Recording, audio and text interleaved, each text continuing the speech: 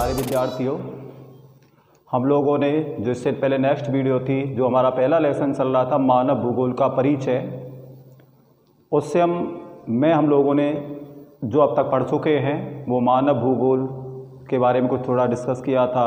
मानव भूगोल की विचारधाराएं, मानव भूगोल की परिभाषाएं, यहाँ तक हम लोगों ने नेक्स्ट वीडियो में डिस्कस कर चुके हैं। तो इससे पहले जो भी आप लोगों को समझना है, पढ़ना है, उससे वाली नेक्स्ट वीडियो देखें। अब हम लोग इसी बात चर्चा को आगे बढ़ाते हुए हम लोग जो नेक्स्ट पॉइंट करेंगे वो स्थिति लेके आते हैं मानव भूगोल के अध्ययन क्षेत्र से। तो देखिए, पहले इतना ही करना है, थोड़ा डिटेल में भी पढ़ेंगे इसको, लेकिन शॉर्ट तरीके से जो एग्जाम में पूछा जाता है पहले उस व्यू पे आना है। मानव भूगोल का अध्ययन क्षेत्र, मानव भूगोल का अध्ययन क्षेत्र। तो सबसे पहले स्थिति आती है कि जो मानव भूगोल का अध्ययन क्षेत्र है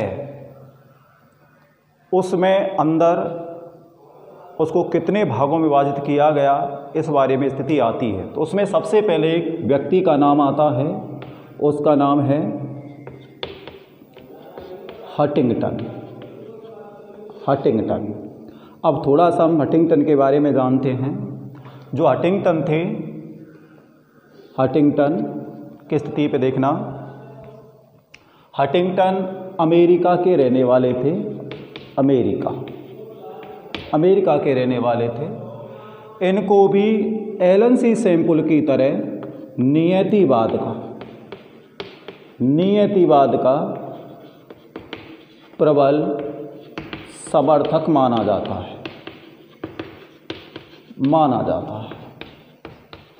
स्थिति स्पष्ट हुई। कहाँ के रहने वाले थे? अमेरिका के। इनको नियतिवाद का सबसे प्रबल समर्थक माना जाता है। तो नंबर 1 स्थिति याद रखना, हमारी किताब में एक ही नाम दिया गया, एलन सी सैंपल।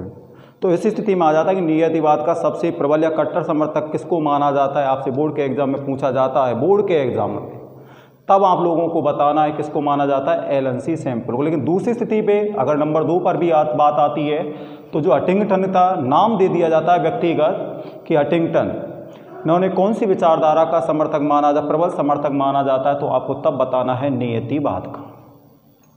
जो हंटिंगटन थे उन्होंने मानव भूगोल के अध्ययन क्षेत्र को 2 भागों में विभाजित किया। वो 2 भाग कौन कौन से थे? तो नाम याद रखना है। नंबर 1 भौतिक दशाएं, नंबर 2 मानवीय अनुक्रियाएं।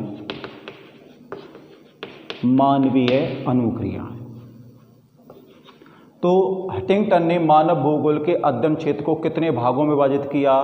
2 भागों में। कौन कौन से भाग थे? नंबर 1 भौतिक दशाएं, नंबर 2 मानवीय क्रियाएं। अब स्थिति आती है कि सर भौतिक दशाएं होती क्या क्या हैं? तो हमारे परिवेश में जो दशाएं प्रकृति के द्वारा पहले से उपलब्ध थी उन सारी चीज़ों को हम भौतिक दशाओं में शामिल करेंगे। जैसे वायु, जल, तापमान, वायु दाब, पवन, आर्द्रता आदि। इन सारी चीज़ों को हम लोग भौतिक दशाओं में शामिल करते हैं। फिर बात ये आती है कि मानवीय अनुक्रियाएं। तो जो मानवीय अनुक्रियाओं में जो मानव के द्वारा जो भूदृश्य निर्मित होते हैं उन सभी चीज़ों को मानवीय अनुक्रियाओं में शामिल करते हैं। जैसे हम कह सकते हैं सड़क, पुल, बांध, इमारतें आदि। इन सारी चीज़ों को हम लोग मानवीय अनुक्रियाओं में शामिल करते हैं। तो इन्होंने जो मानव भूगोल का अध्ययन किया था वो 2 पार्टों में बांट करके किया था। नंबर 1 भौतिक दशाएं। तो जो कौन कौन सी ऐसी भौतिक दशाएं जो मानवीय अनुक्रियाओं को प्रभावित करती है उन सबको इन्होंने मानव भूगोल के अध्ययन क्षेत्र में शामिल किया। दूसरी कि जो मानवीय अनुक्रियाएं कि मानव के द्वारा क्रियाएं करके कौन कौन सी चीज़ों का निर्माण करता है, उन सारी चीज़ों को भी उन्होंने मानव भूगोल के अध्ययन क्षेत्र में शामिल किया। तो हम लोगों को बस इतना याद रखना है कि हंटिंगटन ने मानव भूगोल के अध्ययन क्षेत्र को कितने भागों में विभाजित किया। तो कितने भागों में विभाजित किया? तो 2 भागों में। नंबर 1 भौतिक दशाएं, नंबर 2 मानवीय अनुक्रियाएं। ये बात स्पष्ट होती है, समझ में आ चुका होगा। पर आगे नेक्स्ट बात करते हैं। तो देखिए, जो अब की साल यहाँ से बोर्ड के एग्जाम में प्रश्न पूछा गया था, क्या पूछा गया था? कुछ भूगोलवेताओं के नाम। तो देखिए, सबसे पहली स्थिति पे भूगोलवेताओं के नाम, भूगोलवेताओं के नाम। इस स्थिति में देखिए, नंबर 1 सबसे पहली स्थिति आती है। नंबर 1 किसकी स्थिति आती है? जर्मन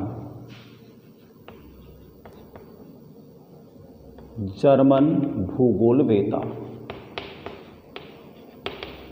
कि जर्मन भूगोलवेता कौन कौन से थे जिन्होंने मानव भूगोल के विकास में योगदान दिया था? तो देखिए, जर्मन भूगोलवेता कौन कौन से थे? नंबर 1, तो जर्मनी की बात आ जाती है तो सीधा नाम याद रखना। Number 1 Friedrich Ratzel, number 1। Number 2 Humboldt. Number 3 तीसरी स्थिति पे आता है Carl Ritter. Number 4 Froebel. Number 5 Peschel. Number 6 Richthofen.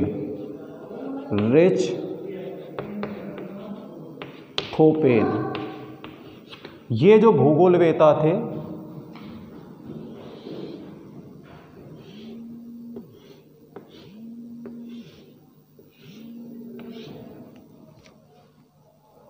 तो देखिए, जर्मन भूगोलवेताओं के नाम कितने नाम हैं आप लोगों के ब्लैक बोर्ड पर? 5 नाम हैं। पांचों को दिमाग में बैठा के रखना है। कौन कौन से हैं? Number 1 Friedrich Ratzel. तो यहीं से जैसे इसका नाम आता है उसके बारे में अगर कोई आप लोगों ने प्रश्न पढ़ा है तो उसको वहीं पर दिमाग में घुमाने की कोशिश करनी है। जैसे ही फ्रेडरिक रेटजे, अब दिमाग में आना चाहिए कि आधुनिक मानव भूगोल का संस्थापक कौन है? फ्रेडरिक रेटजे। नियतिवाद का संस्थापक जनक कौन है? फ्रेडरिक रेटजे। फ्रेडरिक रेटजे की पुस्तक का क्या नाम है? एंथ्रोपोजोग्राफी। इन्होंने मानव भूगोल की क्या परिभाषा दी कि मानव भूगोल मानव समाजों और धरातल के बीच संबंधों का संश्लेषित अध्ययन है। उसके बाद 2 नाम आते हैं, हम्बोल्ट और कार्ल रिटर। थोड़ा सा इनके बारे में नाम याद रखने हैं, लेकिन थोड़े जनरल से याद रखना। इन दोनों व्यक्तियों को मिला करके कि आधुनिक भूगोल का संस्थापक या जनक किनको माना जाता है? आधुनिक भूगोल का संस्थापक या जनक किनको माना जाता है? तो दोनों नाम आएंगे, ध्यान रखना, हम्बोल्ट और कार्ल रिटर। उसके बाद आता है नंबर 3 के बाद 4था नाम आता है फ्रॉबेल, 5वां नाम आता है पेसेल और नंबर 6ठा नाम आता है रिचथोफेन। तो कितने नाम हुए? 6 नाम। Number 1 Friedrich Ratzel, number 2 Humboldt, number 3 Carl Ritter, number 4 Froebel, number 5 Peschel और नंबर 6 रिचथोफेन। दूसरी स्थिति पर देखिए, नंबर 2 पर आते हैं अमेरिकन भूगोलवेताओं के नाम। नंबर 2 अमेरिकन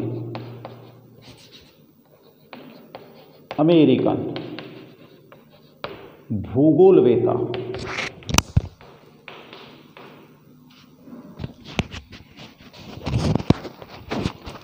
अमेरिकन भूगोलवेता कौन कौन से थे? इस बार बोर्ड के एग्जाम में यहां से प्रश्न किया गया है। वहां पर पूछा गया था कि अमेरिकन भूगोलवेताओं के नाम लिखिए। तो हम नाम लिखते हैं। सबसे पहले अमेरिका की बात तो आती है तो 2 नाम तो आप लोगों के दिमाग में आ जाने चाहिए। नंबर 1 कौन? एलन सी सैंपल। बात बताना, एलन सी सैंपल किसकी शिष्या थी? किसकी थी? फ्रेडरिक रेडजेल की। एलन सैंपुल ने मानव भूगोल की क्या परिभाषा दी कि मानव भूगोल चंचल मानव और अस्थायी पृथ्वी के बीच परिवर्तनशील संबंधों का अध्ययन है। ये किसने कहा था? एलन सैंपुल ने। नंबर 2, फिर नाम आता है हंटिंगटन। अब नाम हंटिंगटन का है तो दिमाग में क्या घूमना चाहिए कि मानव भूगोल के अध्ययन क्षेत्र को हंटिंगटन ने कितने भागों में बांटा था? 2 भागों में। कौन कौन से थे? नंबर 1 भौतिक दशाएं और मानवीय अनुक्रियाएं। अब 30 स्थिति पे आते हैं जिनका नाम ही नाम दिमाग में घुमा के रखना है।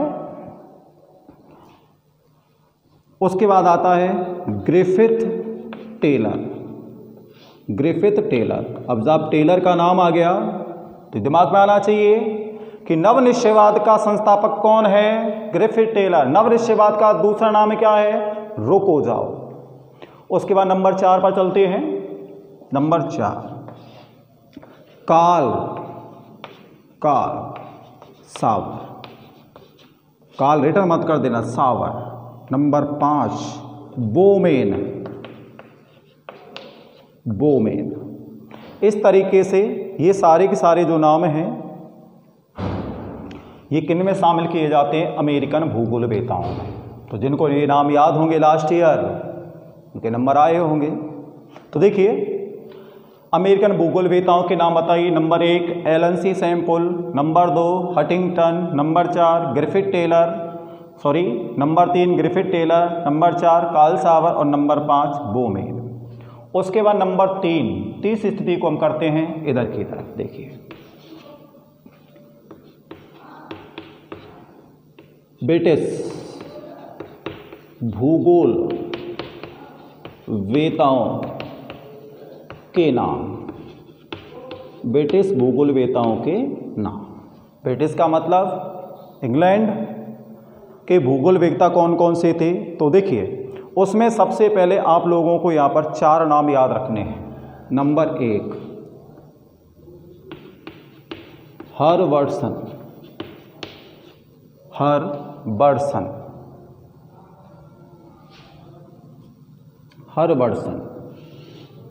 नंबर 2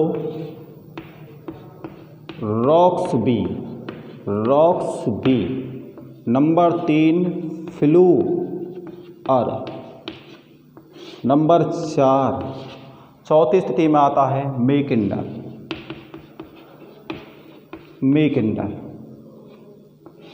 ये 4 जो भूगोल वेता हैं उन चारों को शामिल किया जाता है ब्रिटिश भूगोल वेताओं में।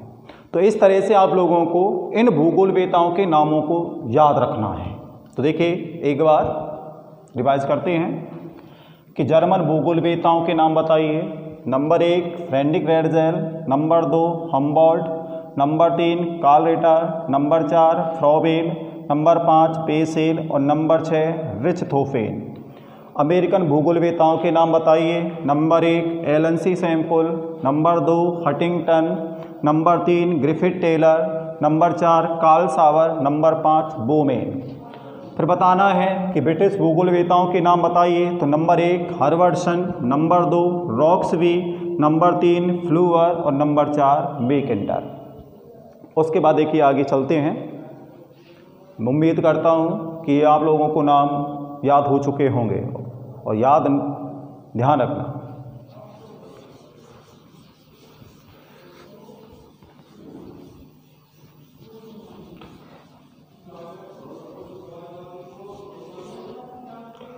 फिर स्थिति आती है प्राचीन सभ्यताओं के केंद्र। प्राचीन सभ्यताओं के केंद्र। अब स्थिति में देखना कि प्राचीन सभ्यताओं के केंद्र कौन कौन से थे, इनके नाम याद रखने हैं। पहले नाम पे आना, उसके बाद आगे की स्थिति को देखते हैं कौन सा कहाँ पे है। तो 5 प्राचीन सभ्यताओं के केंद्रों का हमारी बुक के अकॉर्डिंग अध्ययन शामिल किया गया है। कितने नाम हैं? 5। नंबर 1 भारत, नंबर 2 चीन, नंबर 3 मिस्र,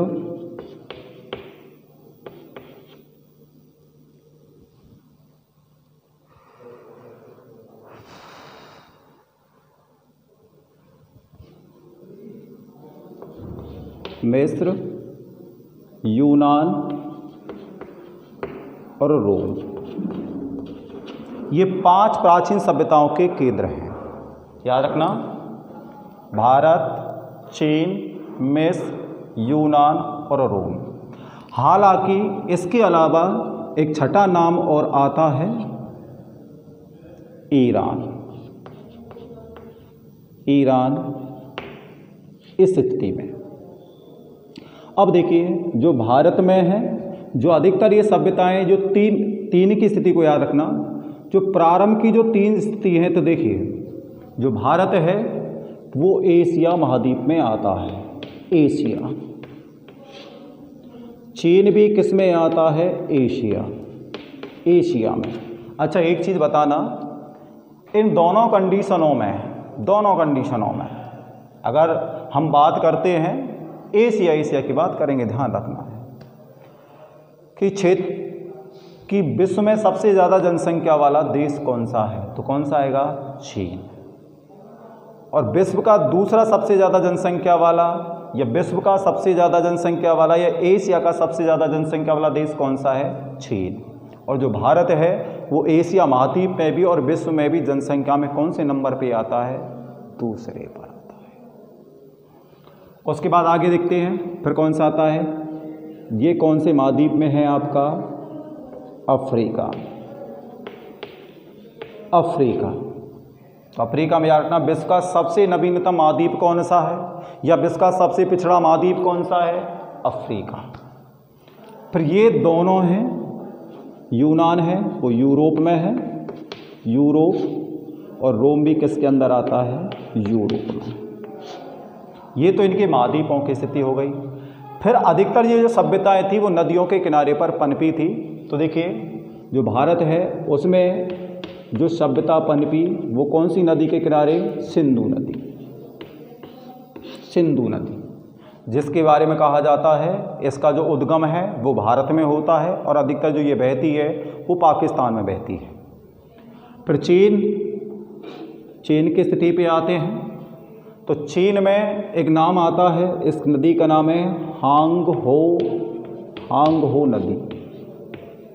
हांगहो नदी, जिसको दूसरा नाम दिया जाता है पीली नदी। फिर आता है मिस्र। मिस्र में नदी का नाम है नील नदी।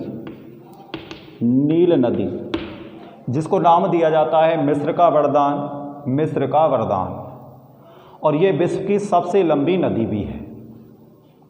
फिर ये यूनान और जो रोम है, इन दोनों जो केंद्र हैं, यहाँ पर नगरीय सभ्यताएं विकसित हुई थी।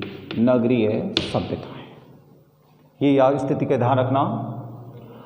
अब बात करते हैं जो सिंधु नदी है, यहाँ पर जो सभ्यता विकसित हुई थी उसको नाम दिया जाता है सिंधु घाटी सभ्यता।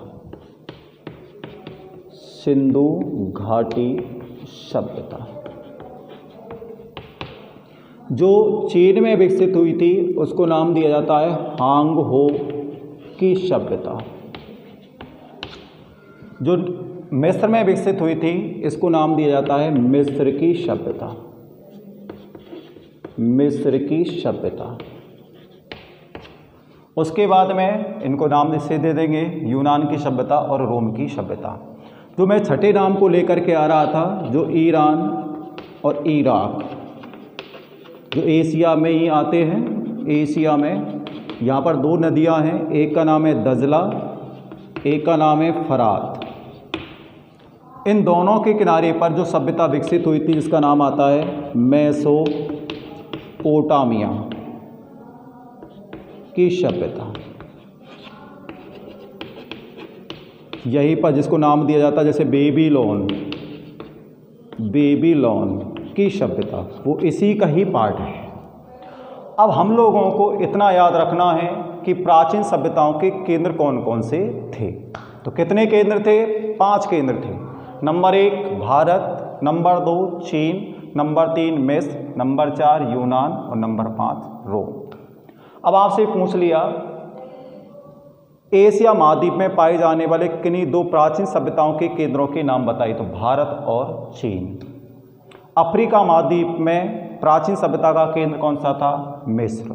यूरोप महाद्वीप में प्राचीन सभ्यताओं के कौन कौन से केंद्र थे? यूनान और रोम। या पूछ लिया जाता है कि प्राचीन काल में नगरीय सभ्यताएं कहाँ पर या कौन कौन से देशों में पनपी थी या उसके केंद्र कौन कौन से थे? तब याद रखना आपको युनान और रोम। अब इस स्थिति को मैप में लोकेट करते हैं।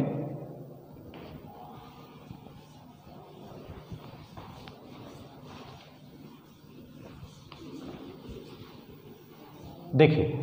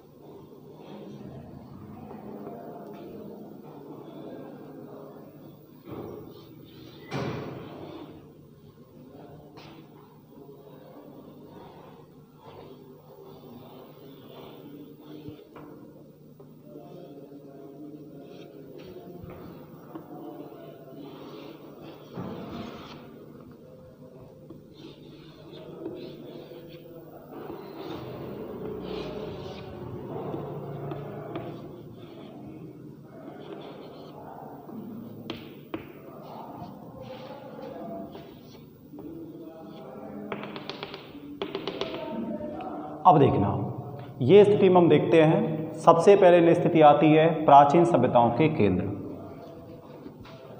प्राचीन सभ्यताओं के केंद्र कौन कौन से थे? तो नंबर 1 स्थिति पे नंबर 1 भारत, नंबर 2 चीन, नंबर 3 इस स्थिति में आएगा, ध्यान रखना है, यहाँ से भूमध्य सागर से ये लाल सागर के पास में एक झील का नाम है जिसका नाम है विक्टोरिया झील। ये विक्टोरिया झील से नील नदी निकलती है और ये मिस्र में बहती हुई अंत में भूमध्य सागर में जाकर के गिर जाती है। तो 30 स्थिति यहाँ पर आएगी जिसका नाम है आपका मिस्र। चौथी स्थिति पे मैंने आपको 2 नाम बताए थे। तो देखिए एक स्थिति आती है यहाँ पर, इस स्थिति पर ध्यान रखना है, रोम। तो आप लोगों ने एक जर्मनी नाम सुना है, तो जर्मनी की जो राजधानी आती है वो रोम है। तो रोम के बारे में और थोड़ा ध्यान रखना कि रोम के अंदर भी एक छोटा सा क्षेत्र है जिसमें आपने सुना है विश्व का सबसे छोटा देश, चाहे वो जनसंख्या में हो चाहे क्षेत्रफल में, वेटिकन सिटी वो इस रोम के अंदर ही आता है। और दूसरी स्थिति पे आती है नंबर, ये हो गया आपका 1 2 3 4 और 5वां जो नाम है, 5वां उसका नाम है आपका यूनान। इस तरीके से ये 5 प्राचीन सभ्यताओं के केंद्र थे। नंबर 1 भारत, नंबर 2 चीन, नंबर 3 मिस्र, नंबर 4 रोम और नंबर 5 यूनान। तो आज के लिए इतना ही। अब फिर मिलते हैं नेक्स्ट वीडियो में। तब तक के लिए आप सभी के लिए फुल सिंह सैनी की तरफ से बेस्ट ऑफ लक, ढेर सारा बेस्ट ऑफ लक।